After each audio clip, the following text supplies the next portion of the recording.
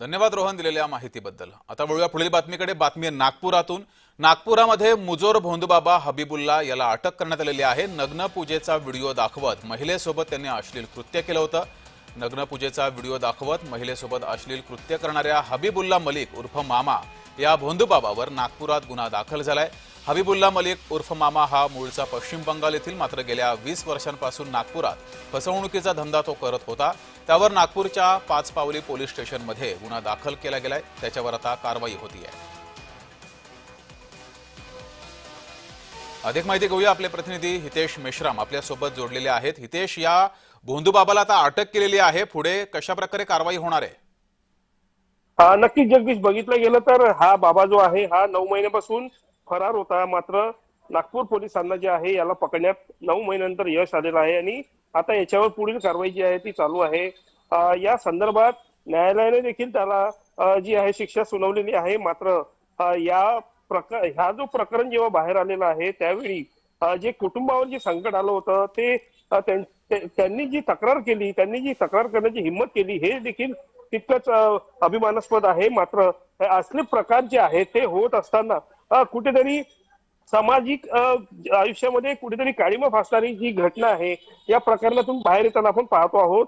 हा जो बाबा होता हा अनेक लोकांना आपल्या झास्यात आणून चहाच्या टपरीवर असेल किंवा कुठे अजून 4 चौकात जेव्हा उभा राहत होता आणि तिथून त्यांच्या ज्या समस्या ज्या कानावर येत होत्या त्यांच्या समस्या ऐकून जे आहे हा बाबा मी स्वतः काळा जादू करतो असं सांगून त्यांना फसवण्याचं जे काम आहे हा इथे करत होता। नागपूरमध्ये याचं वास्तव हा त्याचं 25 ते 20 वर्षापासूनच इथे नागपूरमध्ये याचं वास्तव देखील होतं। ही सगळी माहिती जी आपल्याला पोलिसांमार्फत जी आहे प्राप्त झालेली आहे आणि काळा जादू त्या माध्यमातून हा अनेकांना फसवण्याचा जो प्रयत्न आहे तो इथे करताना आपण पाहतो आहोत जगदीश। मात्र हितेश, नागपुरात इतके वर्ष याचा हा काळा धंदा आणि ही जादू टोणा हे सगळं सुरू होतं, इतके वर्ष लक्षामध्ये कसं आलं नाही पोलिसांच्या? नक्कीच मी त्या पद्धतीनेच मी या अगोदर देखील सांगितलं आहे जगदीश की या महिलेने जे तक्रार करण्याची जी हिंमत या महिलेने केलेली आहे ते त्यामुळेच हा जो प्रकार आहे हा बाहेर आलेला आहे।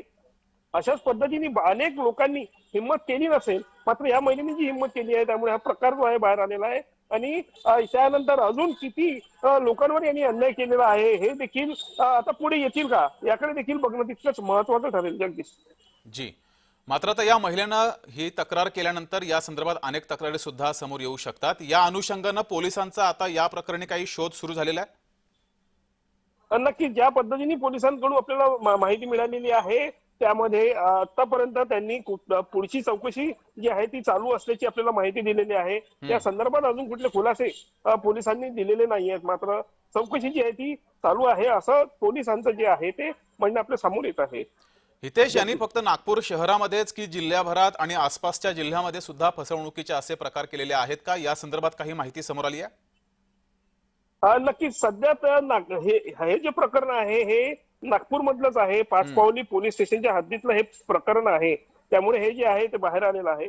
आणि या अगोदर त्यांनी महाराष्ट्रात नागपूर सोबतच महाराष्ट्रात अजून कुठे कुठे कुठल्या कुठल्या लोकांसोबत त्यांनी फसवणूक केलेली आहे का हा जो आहे तपासाचा भाग असल्यामुळे अजूनपर्यंत पोलिसांमार्फत ही माहिती जी आहे ती पूर्णपणे बाहेर येऊ शकली नाही। मात्र पोलिसांनी ज्या पद्धतीने सांगितलेलं आहे की याचा तपास करून आम्ही जी काही माहिती आम्हाला गोळा करता येईल ती माध्यमांसमोर नक्कीच आणू असं देखील वक्तव्य ते पोलिसांमार्फत आपल्याला मिळत आहे जगदीश। धन्यवाद हितेश दिलेल्या माहितीबद्दल।